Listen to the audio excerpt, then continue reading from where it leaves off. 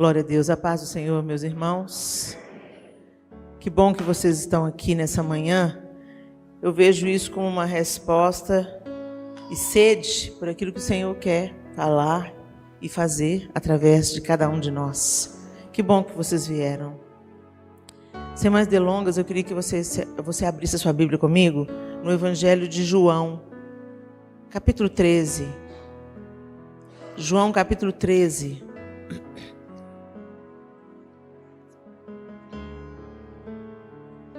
Segundo o relato de João no seu Evangelho, a partir do verso 1 do capítulo 13, ele conta: Ora, antes da festa da Páscoa, sabendo Jesus que já era chegada a sua hora de passar deste mundo para o Pai, como havia amado os seus que estavam no mundo, amou-os até o fim. E acabada a ceia, tendo o diabo posto no coração de Judas Iscariotes, filho de Simão, que o traísse, Jesus, sabendo que o Pai tinha depositado nas suas mãos todas as coisas, e que havia saído de Deus e ia para Deus, levantou-se da ceia, tirou as vestes e, tomando uma toalha, cingiu-se. Depois, deitou água numa bacia e começou a lavar os pés aos discípulos e enxugar-lhes com a toalha com que estava cingido. Aproximou-se, pois, de Simão Pedro, que lhe disse: Senhor, tu lavas-me os pés a mim? Respondeu Jesus e disse-lhe: O que eu faço não o sabes tu agora, mas tu o saberás depois. Disse-lhe Pedro: Nunca me lavarás os pés. Respondeu-lhe Jesus: Se eu te não lavar, não tens parte comigo. Disse-lhe Simão Pedro: Senhor, não só os meus pés, mas também as mãos e a cabeça. Disse-lhe Jesus: Aquele que está lavado não necessita de lavar, senão os pés, pois no mais todo está limpo. Ora, vós estáis limpos, mas não todos, porque bem sabia ele quem o havia de trair, por isso disse: nem todos estáis limpos. Depois que lhes lavou os pés e tomou as suas vestes e se assentou outra vez à mesa, disse-lhes: Entendeis o que vos tenho feito? Vós me chamais mestre e senhor, e dizeis bem, porque eu o sou. Ora, se eu, senhor e mestre, vos lavei os pés, vós deveis também lavar os pés uns aos outros. Porque eu vos dei o exemplo, para que como eu vos fiz, façais vós também. Vamos até aí. A gente conhece esse texto. Quantas vezes nós já vimos tantas explanações sobre isso? E quantas vezes muitos de nós aqui já podem até ter participado ou presenciado uma cerimônia de lava-pés. E a gente faz isso como para que honrar a pessoa que está tendo os seus pés lavados. Mas vamos entender um pouco melhor esse contexto cultural. Por que era hábito lavar os pés aos visitantes? Um bom anfitrião providenciava a lavagem dos pés aos seus visitantes. E por que fazia isso? Porque naquele tempo as estradas não eram asfaltadas como as nossas estradas são. E principalmente na região onde Jesus viveu a maior parte do seu tempo, da sua infância e do seu ministério, né? Ali nasceu em Belém, cidade pequena, cresceu em Nazaré, cidade minúscula, e exerceu a maior parte do seu ministério na Galileia e em Cafarnaum, cidade também vila de pescadores. Jerusalém não, Jerusalém era uma metrópole com paralelepípedos nas ruas, já com a influência do império e do domínio romano que calçava, né, as ruas. Até em algumas cidades que a gente conhece do Império Romano, por exemplo, as ruas eram calçadas de mármore. Quando a gente vai em Éfeso, por exemplo, a rua é toda calçada de mármore.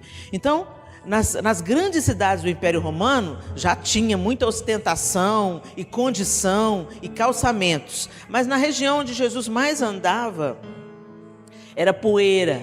O território, né, da Palestina, um território extremamente seco e pedregoso.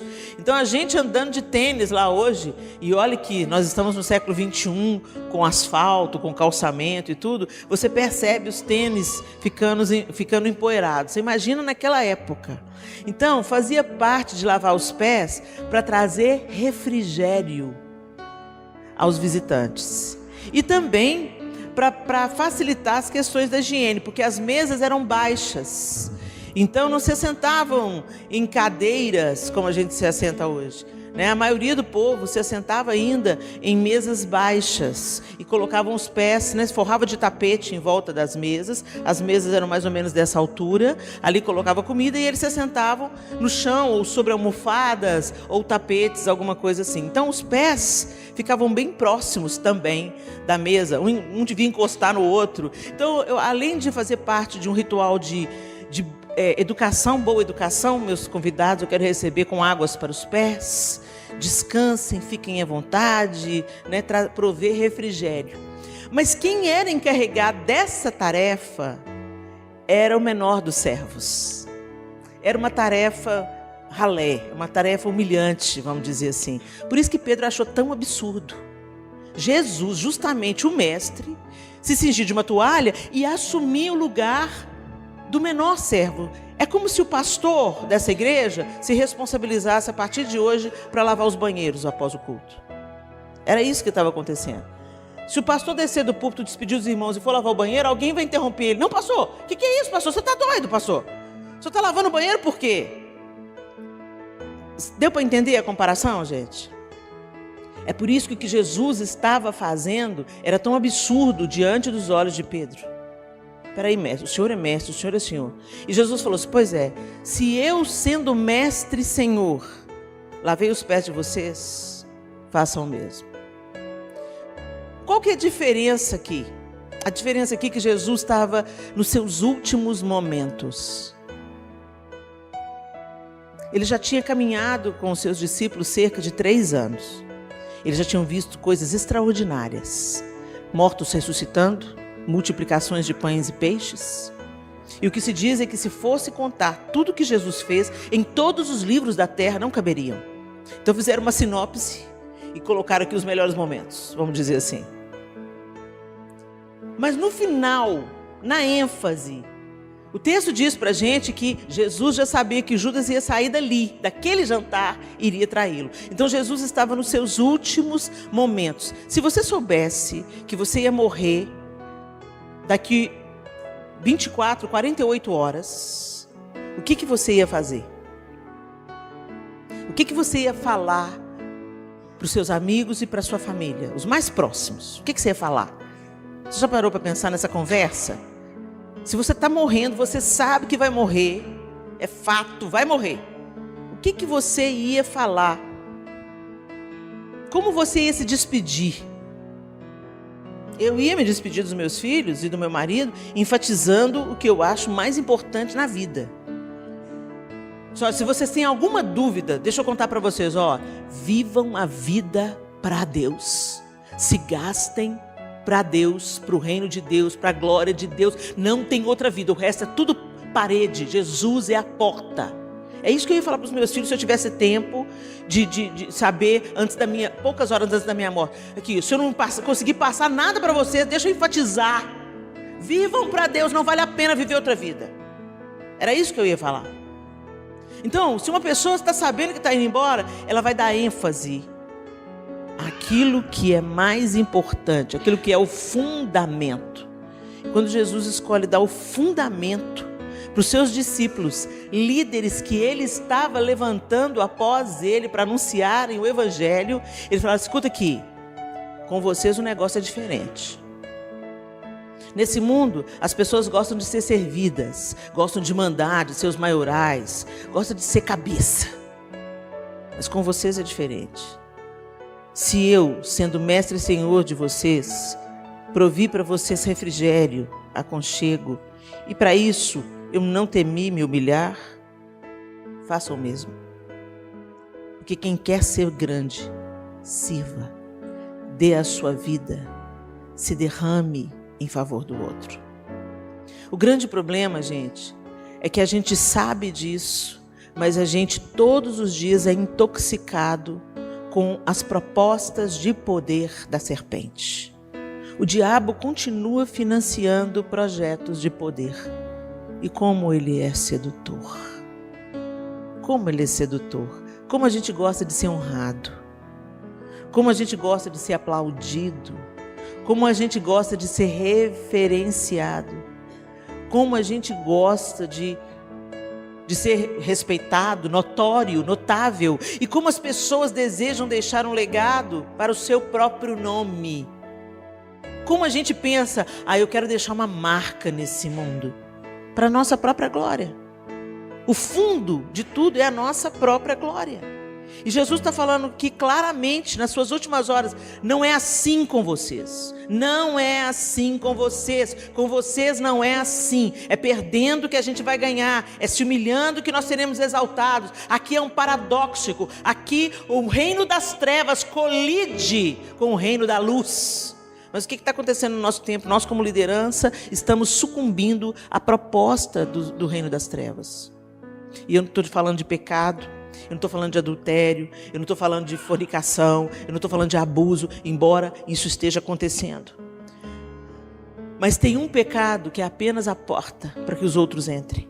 Quando vem a prostituição, quando vem o adultério, quando vem a mentira, quando vem o roubo, é porque outro pecado já abriu a porta. O orgulho. Todos os dias a nossa carne tem que ser humilhada. Todos os dias nós devemos voluntariamente, como líderes, nos cingir da toalha e lavar os pés uns aos outros. E eu não estou falando de literalidade. Como a gente faz cerimônia do lava-pés, e é uma grande hipocrisia, porque normalmente quem está sentado tendo o pé lavado já é uma pessoa reconhecida e respeitada. Eu não conheço nenhum, eu não vi, já ouvi falar que já teve, mas eu nunca vi uma cerimônia de lava-pés onde o faxineiro da igreja estava sendo honrado publicamente. Onde o pastor estava, o apóstolo, o bispo, estava cingido de uma toalha, lavando literalmente os pés do faxineiro da igreja, do diácono, da irmã do grupo de oração. Normalmente quem já ocupa uma posição de liderança e é respeitado é que ocupa o lugar. E é uma babação de ovo, uma rasgação de seda. Nada tem a ver com o reino de Deus. Não é isso que Jesus está mandando a gente fazer. Não é lavar os pés literalmente. É não ter medo de tomar o lugar do menor. É não ter medo de desfazer do microfone e pegar a vassoura. É não ter medo de fazer visita em hospital. É não ter medo de pôr a mão naqueles que Jesus colocaria a mão, de ir em lugares onde Jesus iria. É isso que Jesus está deixando aqui como legado. Não é sobre o nosso nome. O meu nome não interessa. O que interessa é o nome de Jesus. Tem uma música dos Arraias que fala isso de uma maneira brilhante. E que o meu nome morra com o meu corpo, e que o de Cristo permaneça em tudo. É isso. É sobre o reino dele, é sobre o nome dele. Mas nós estamos vivendo uma época, gente, que o diabo está sutilmente pingando as suas gotinhas sedutoras na nossa vida na igreja. E a gente começa a almejar cargos altos na igreja. Eu quero ser a fulana de tal. A gente gosta dos títulos que nos antecedem. Eu sou pastora, eu sou bispa. Agora, pastor, bispo e apóstolo virou carreira profissional, plano de carreira. Eu começo pastor, depois eu viro apóstolo. Gente, isso não existe no reino de Deus. Isso não existe. E os nossos títulos não nos tornarão aceitáveis diante de Deus. Não interessa o que você faz na igreja, interessa o que você faz no seu quarto. Agora eu quero te dizer, se você é líder, maior peso e responsabilidade vem para suas costas, porque vem para sua conta todo mau testemunho, vem para sua conta todos aqueles que tropeçarem por causa da sua falta de vigilância, por causa da sua falta de humildade. Que o Senhor tenha compaixão de nós. A liderança não é um privilégio, a liderança é um grande encargo, um encargo divino, e deve ser levado com responsabilidade e temor diante de Deus. E eu quero trazer para completar o nosso pensamento, o texto de 2 Samuel 11. Esse foi o comportamento de Jesus. O rei de toda a glória se esvaziou. Filipenses traduz isso. Na carta aos Filipenses, o apóstolo Paulo diz: a si mesmo se esvaziou, assumindo a forma de servo. Ele não julgou por usurpação o ser igual a Deus. Ou seja, o que isso é? O que é isso? Ele não julgou por usurpação ser igual a Deus. O fato dele ser Deus não é algo que ele deveria apegar-se. Ele não se apegou ao fato de ser Deus. Mas ele se esvaziou. E foi por causa disso. O texto de Filipenses foi: por isso Deus o exaltou soberanamente e lhe deu o nome que é sobre todo nome. Jesus, na rota de colisão com Lúcifer, Lúcifer já era. Aí que ser mais. Com quem nós estamos nos parecendo, gente? Jesus, o Filho, se fez carne. Lúcifer, o querubim, quis ser Deus. Com quem a gente está parecendo? Porque Deus vai me exaltar. Deus não exaltou Jesus? E os 12 discípulos, contando com Paulo? Todos eles morreram de morte violenta. Foram espancados, esquartejados, crucificados.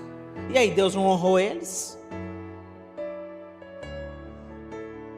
Com quem que a gente está parecendo, gente? Com o príncipe desse mundo ou com Jesus, o Filho de Deus? A dia nós estamos nos tornando líderes mais humildes, mais servos, menos afetados, ou a gente está usando o título que Deus nos deu, ou e até o nome de Jesus, para ser poderoso na terra. Na primavera, época em que os reis saíam para a guerra, Davi enviou para a batalha Joabe com seus oficiais e todo o exército de Israel. E eles derrotaram os amonitas e cercaram Rabá. Mas Davi permaneceu em Jerusalém. 2 Samuel 11, gente, verso 2. Uma tarde, Davi levantou-se da cama e foi passear pelo terraço do palácio. No terraço, viu uma mulher muito bonita tomando banho e mandou alguém procurar saber quem era. Disseram-lhe: é Betseba, filho de Eliã e mulher de Urias, o hitita. Davi mandou que a trouxessem e se deitou com ela, que havia acabado de se purificar da impureza da sua menstruação. Davi, outro líder, antecessor de Jesus. Um rei, um homem segundo o coração de Deus, que tinha passado por muitos perrengues, perseguido por Saul injustamente, treinado na escola de Deus através de Saul. Toda dificuldade que a gente passa, gente, não é desperdiçada. A dificuldade que nós passamos como líderes, é para nos aperfeiçoar, para nos tornar mais parecidos com Jesus. Então nada que você está passando de ruim, se você crê que a sua vida é de Deus, se a sua vida é de Deus e você está vivendo diante de Deus, a tribulação que você está passando não é do diabo, não. Porque até o diabo, Deus põe uma corrente nele e ele vai até onde Deus deixa. Se você pertence a Deus e está passando na tribulação, Deus está te aperfeiçoando. Então a perseguição de Saul não é para a gente sentir pena dele, não. Era para ele não incorrer nos mesmos erros que Saul incorreu. Deus estava treinando a dependência de Davi. Deus estava treinando a resiliência de Davi. Davi ainda era muito jovenzinho quando foi ungido. E Deus tinha que amadurecer Davi. Então nada melhor do que um Saul na sua cola. Tem um Saul na sua? Aguenta firme, abençoa. Não mata ele, não. Não mata ele, tá? Continua firme aí e deixa o Senhor pleitear a sua causa. Mas o fato é que aqui Davi já tinha vencido. Davi já estava em Jerusalém. Davi já reinava. E o texto começa dizendo: na primavera, época em que o quê? Os reis saíam para a guerra. O que Davi estava fazendo no palácio? O que Davi estava fazendo no palácio quando os reis vão para a guerra? Por que ele mandou Joabe? Não era para ir Joabe, era para ir ele. Mas de repente a gente chega numa posição na vida que a gente pensa: Vou mandar o diácono. Vou mandar o pastor auxiliar. Porque eu já trabalhei muito. Já visitei muito, já fiz muito. E o que te faz pensar que parou? O que te faz pensar que você não precisa de visitar mais? O que te faz pensar que você não precisa de ter aquela conversa difícil mais? O que te faz pensar que você não precisa mais discipular pessoas? O que te faz pensar que agora você pode delegar as suas responsabilidades de liderança para outra pessoa? Cuidado, meu irmão, com o terraço. Porque ele precede a queda. Deus te chamou para ocupar uma posição até o último dia. Se você começou limpando a igreja, termina limpando a igreja. Não tem nada de humilhante nisso. Ou tem, diante desse mundo doente, limpar um ambiente é humilhante. Mas diante do reino de Deus, não.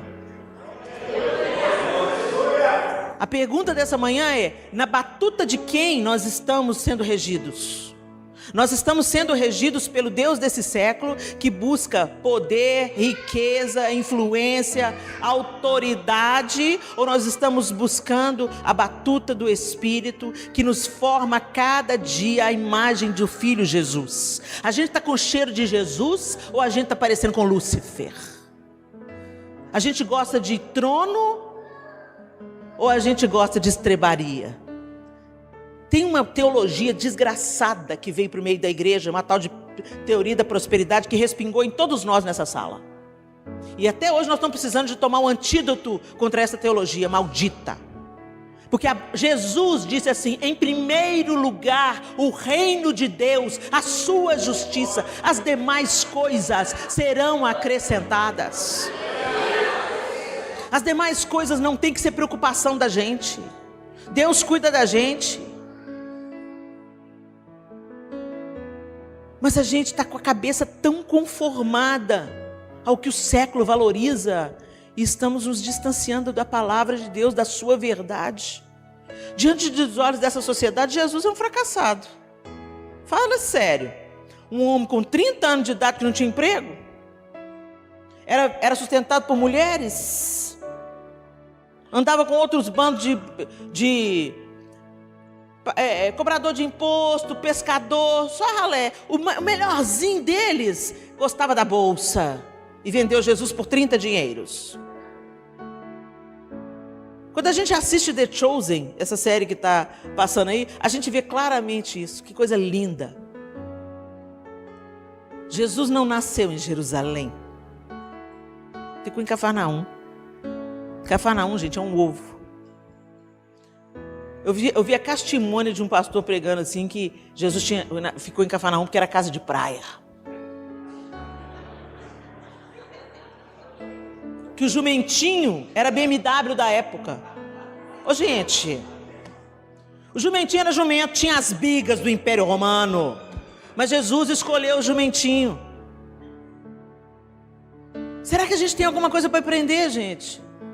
Que a autoridade flui sobre nós como líderes, à medida que o coração de Jesus vai sendo formado em nós. Que nosso caráter vai sendo modelado pelo caráter de Cristo.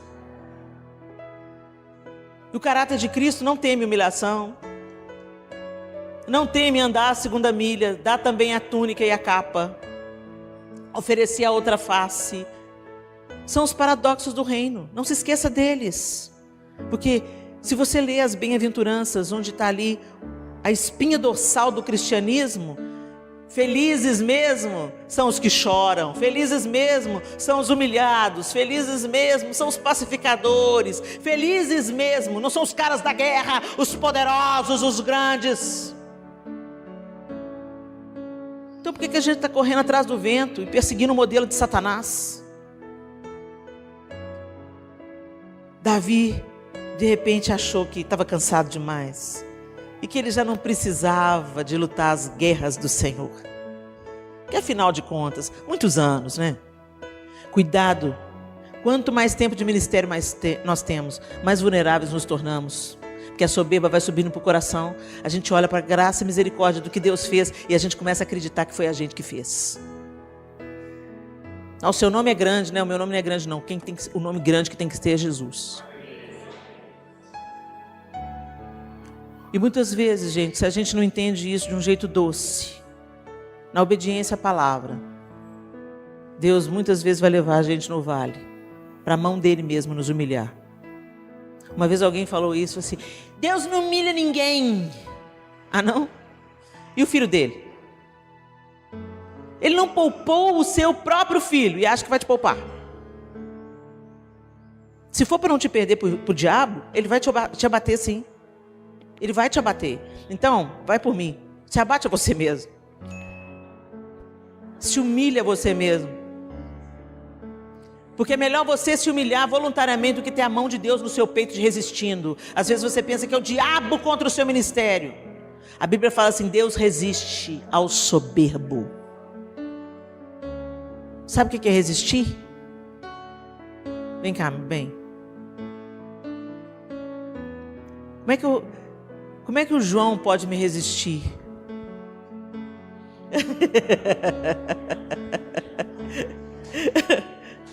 Como é que o João pode me resistir? João, concentra, João. Ô, João.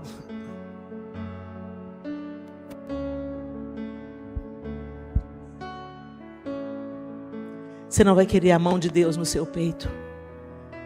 Ele resiste aos soberbos, mas aos humildes Ele concede sua graça. Fique comigo.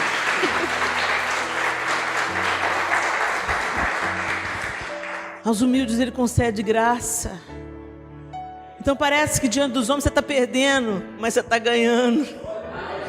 Você está ganhando um abraço de Deus, o acolhimento de Deus. Você está ouvindo o coração de Deus. Você começa a se mover na mesma frequência que o coração de Deus. Os adultérios, os abusos, os escândalos de lideranças que a gente tem visto varrendo o Brasil são o efeito colateral da soberba. Recentemente eu vi um pastor falando que ele não tinha tempo para orar. O quê? Oi? Como é que é? Você cuida do rebanho, do dono do rebanho. Você pastoreia o rebanho de Jesus, porque o rebanho é dele, foi ele que comprou, um alto preço. Pastor não é dono de ovelha. Pastor é cuidador de ovelha. Prestaremos contas a Deus daquelas ovelhas que Ele traz para a nossa mão. Então não precisa, você é pastor, está perdendo suas ovelhas, não precisa preocupar não. Pergunta para Deus se você está fazendo o que é certo, se você está caminhando certo, se você está dando a comida certa para suas ovelhas. É sempre um lugar da gente estar perguntando para Deus: Senhor, eu estou exercendo liderança do jeito que o Senhor quer ou do jeito que eu quero? Me corrige, me ensina, me exorta, porque eu quero fazer do seu jeito, porque o Senhor que é o dono. Então não tema, se o Senhor deu para 1.000 ovelhas para cuidar e deu para você 7. Seja fiel naquilo que Deus te deu. Para de comparar, para de competir. Deus nos dá o que a gente aguenta. Então seja feliz com aquilo que Deus te deu e fiel com aquilo que Deus te deu. Mas eu cuido do rebanho do dono e eu não converso com o dono? A oração, gente, não é um ritual. A oração é relacionamento. Se eu me relaciono com alguém, eu converso com esse alguém. Eu converso através da oração e escuto através da palavra. Então a leitura bíblica também não é para dar o check na minha obrigação religiosa. A leitura bíblica é porque Deus pode me falar hoje. Deixa eu ouvir o que Deus tem para me falar hoje, o que Ele quer me mover hoje. E você lê um texto 300 vezes e na 300ª vez, Ele te fala algo totalmente novo. Essa é a vida, a palavra de Deus é viva. E ela falou para os homens há milhares de anos atrás e ela está falando para a gente hoje. Esse que é o poder dessa palavra. Nenhum livro faz isso. Os livros ficam obsoletos, a palavra de Deus é eterna. Embora o que está se dizendo aí fora, né? É claro que eu tinha que desacreditar a palavra de Deus. É o sistema do anticristo. Agora um pastor, um líder, Conversa com Deus. Gente, isso é fundamento. Isso é o mínimo. Conversa. Dialoga com Deus. Eu falo pela oração. Eu ouço pela palavra. Ah, mas eu conheço uma profeta. Se Deus quer te falar pela profecia, o profeta te encontra. Para de fazer dos profetas de Deus pais de santo. Quer ouvir a voz de Deus? Leia a Bíblia. Leia a Bíblia. Leia a Bíblia. Leia a Bíblia. Se Deus quer te falar algo, Ele vai, através da profecia, o profeta te encontra. É incrível, Deus levanta uma pessoa no meio da rua que nunca viu sua fuça e te usa a pessoa e fala com você. E fala o que tem que falar, né? Porque a gente gosta muito dos profetas que afagam o ego, né? Eis que te digo, é filho muito amado. Conta uma novidade, porque a palavra de Deus já me diz isso, que eu sou filha muito amada. Então vamos parar com esse negócio de fazer dos profetas de Deus, pais de santo, gurus. E vamos desenvolver o nosso relacionamento com ele. Davi se distraiu. Cansou. Achou que agora era rei. Tinha tanta gente para fazer o serviço dele, né? Joabe era um cara trabalhado na guerra, de confiança. Eu não estou falando de ativismo, não, gente. Estou falando que o pastor tem que abraçar tudo, e não delegar tarefas, não compartilhar afazeres. Não, a gente não é super-homem, super-mulher, não. Líderes precisam de aprender a descansar, obedecer a Deus até no descanso. A gente fala que domingo é o dia do descanso, o dia do Senhor. Mentira. Mentira. A gente trabalha na igreja, depois chega em casa, ainda põe a roupa para lavar. A gente tem que aprender muito com o povo judeu. O que é Shabat? O que é parar mesmo e contemplar Deus? Que é contemplando Deus que a gente é recarregado, recarrega a bateria. Aí tem um tanto de pastor suicidando, infartando. Por quê? Ativismo. Porque tem que fazer para postar no Instagram. A batuta de Lúcifer através do Deus desse século. O dinheiro, a cobiça, o poder. É muito sutil, gente. É sutil. Mas é mortal, como foi para Davi. Mal sabia Davi que aquela maldita manhã, que ele foi só dar uma voltinha no terraço, que ia custar a família dele. Porque não ficou só no adultério, não ficou só no filho morto, fruto do adultério, e não ficou só no assassinato de Urias. Embora isso já fosse suficiente, é desgraça suficiente. Mas depois veio a consequência dentro da própria casa. Um de seus filhos estupra meia-irmã, o outro vinga o sangue e se deita com as mulheres e as concubinas do pai diante de todo Israel. Isso tudo foi previsto por Natã quando ele veio dar o serviço do que Deus tinha achado do adultério dele com Betseba. E abre parênteses. Deus chamou Betseba de cordeirinha. Ela ficou indefesa diante do predador que o rei se tornou. Mulheres não tinham voz naquela época. Eu já ouvi mulher falando assim, quem era? Por que foi tomar banho no terraço? Quem estava no terraço era Davi. Lugar alto da cidade, até hoje é. Quando você vai na cidade de Davi hoje, você vê tudo embaixo. Ela devia estar dentro da casa dela, muito provavelmente, tomando banho. Era a casa dela, o recinto da casa dela. Quem estava no lugar errado era Davi. E quando Deus veio corrigir, não mandou recado para Betseba, mandou recado para Davi. E comparou Betseba a uma cordeirinha.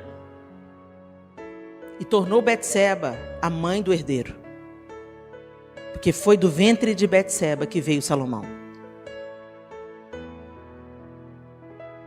Aí a gente vê como é que Deus tem outro olhar. Foi um líder no lugar errado, achando que já era grande o suficiente e que podia mandar o seu oficial no lugar para a guerra. O mesmo oficial que ele mandou executar Urias. Põe Urias na linha de frente. Olha o que poder desgovernado faz. Olha o que poder alucinado pelo poder, o poder alucinado por mais poder faz. Que Deus tenha misericórdia de nós como liderança. Não menospreze o seu poder de destruição. O diabo está mirando em você. Que quando ele atinge um líder, imediatamente ele atinge seus liderados. É igual uma bola de, como é que fala? Boliche. O diabo quer dar o strike na igreja, derrubar todos os pinos. E às vezes outros pinos caem por causa de um vai, cai e bate no outro. Já viu isso no jogo? Pois é. Você é líder. O diabo está com a mira em você. Então se achegue ao rei. Seja leal ao seu chamado até o último dia. Eu aprendi com o meu líder, com o meu pastor, uma frase que eu vou levar para o resto da vida. Não interessa o que você fez no início, não interessa como é que está o meio, como termina é que conta. Como termina é que conta. Como é que vai ser o meu último dia? Eu vou ser encontrada fiel. Eu vou ser encontrada com um coração humilde no último dia. Eu vou ser encontrada mais parecida com Jesus no último dia do que eu fui no primeiro. Essa é a nossa busca. Jesus deixou isso muito claro. E o exemplo de Davi grita para a gente na palavra de Deus. Humilhai-vos, pois, debaixo da potente mão de Deus, e Ele vos exaltará. E eu quero te dizer, nem sempre Ele vai te exaltar diante dos homens. Em algumas ocasiões, sim, Ele pode te exaltar. Mas quando esse dia chegar, lembre-se que a vida é cíclica. Ele nos leva no alto do monte e depois, gentilmente, Ele nos conduz ao vale para que o nosso coração não se ensoberbeça. Graças a Deus, porque a vida é cíclica. Quando chegar o seu tempo de vale, seja grato. Quando chegar o seu tempo de alto da montanha, seja humilde. Compreendendo que tudo que nós temos é graça de Deus. É tudo sobre Ele, para a glória dEle. Que a gente viva os nossos dias cada vez mais parecidos com Jesus. Que as pessoas olhando no nosso jeito de tratar as pessoas, no jeito de reagir. Que a gente pode fazer um personagem, gente. A gente pode se fingir de santo. A gente pode se fingir de humilde. Mas uma hora ou outra, a máscara cai. Porque a gente não controla a reação. Reação é quando te sacode e o que está dentro vem. Então, quando você está com raiva, você solta palavrão? É o que está aí ainda. Quando você está com raiva, você quer vingança? É o que está aí ainda. É o velho homem aí, ó. Que você tem que matar todo dia, todo dia, todo dia, todo dia. Que o Senhor nos ajude. Senhor, nós bendizemos o Senhor por essa manhã. Nós agradecemos pela Tua palavra bendita. E ó Senhor, nós te pedimos, dá-nos um coração como o Teu, Jesus. Nos perdoa, Senhor, por acreditarmos e desejarmos os projetos de poder da serpente, Senhor. Nos perdoa porque Lúcifer continua patrocinando projetos e até disfarçado de bênção do Senhor. E nós estamos caindo na armadilha de Satanás. Nosso coração se envaidece. Secretamente nós temos arrobos de vaidade, Senhor. Não damos a glória que é devida ao Senhor. Não buscamos o caminho da auto-humilhação voluntariamente como um remédio. Ajuda-nos, Senhor, pela Tua graça, a abraçar quem o Senhor abraçaria, a ir onde o Senhor iria, a enxergar como o Senhor enxerga. Coloca o Teu coração, os Teus olhos em nós, Senhor, que a gente não seja Seu corpo, só de falácia, mas que sejamos nessa terra Suas mãos, Seu abraço, Seu coração, Seus pés. Ajuda-nos, Senhor. Que a gente não tema ser humilhado, porque quando a gente é humilhado, que o Senhor é exaltado. Que o Teu nome seja glorificado em nós, Senhor. Que o Teu Espírito Santo nos desintoxique, Senhor. Nos cure, e remova do nosso coração as embaixadas de Lúcifer. Em nome de Jesus. Amém e amém. Se encha da palavra, porque enchendo-nos da palavra, que o Espírito Santo tem material para trabalhar em nós. Então põe para dentro. Às vezes você não sabe os nutrientes que estão no prato, né? Às vezes você faz um prato bonito, colorido, pensa assim, aqui é saudável. Mas você não sabe exatamente onde que está o zinco, onde que está, a não ser que você seja um nutricionista. Mas você sabe que é saudável e o que não é saudável. Aí a gente vai pondo para dentro o que é saudável. Porque no dia da adversidade, o seu corpo tem como reagir. A palavra de Deus é assim. Coloca para dentro. Mesmo que você não entenda tudo, mesmo que você não saiba tudo, coloca para dentro. Porque é nutriente para o seu espírito reagir diante de uma mentira bem contada e convincente de Satanás. Que Deus nos ajude e nos abençoe.